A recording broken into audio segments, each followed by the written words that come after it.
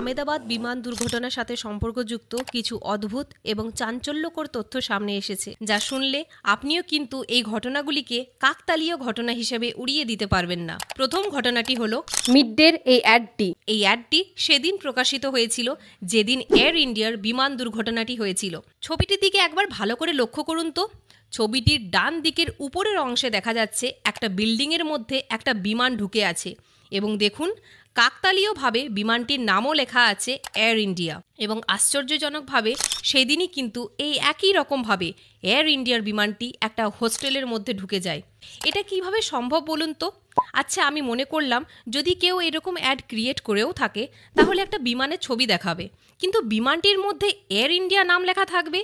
তাহলে এটা কি শুধুই কাকতালীয় ঘটনা, না ভগবান আগে থেকেই কিছু বড়সড় হওয়ার ইঙ্গিত দিয়েছিল? দ্বিতীয় আশ্চর্যজনক ঘটনাটি হলো গুজরাটের প্রাক্তন মুখ্যমন্ত্রী শ্রী বিজয় রূপানির গাড়ির নাম্বার প্লেট। ভালো করে লক্ষ্য করুন তো গাড়ির নাম্বার প্লেটগুলোর দিকে।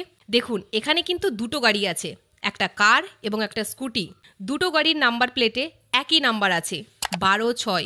শ্রী বিজয় রূপানির লাকি নাম্বার ছিল 12-6। কিন্তু দেখুন ভাগ্যের কি পরিহাস, যেদিন বিমান দুর্ঘটনায় গুজরাটের প্রাক্তন মুখ্যমন্ত্রী শ্রী বিজয় রূপানি প্রাণ হারায় সেদিনের ডেটটাও ছিল 12-6। আর আমেদাবাদ বিমান দুর্ঘটনায় সব থেকে ভাগ্যবতী মেয়েটিকে জানেন? মেয়েটি হচ্ছে ভূমি চৌহান, যার এই ফ্লাইটেই লন্ডনে যাওয়ার কথা ছিল, কিন্তু তার স্বপ্ন চুরমার হয়ে যায় শুধুমাত্র 10 মিনিটের ট্রাফিকের কারণে।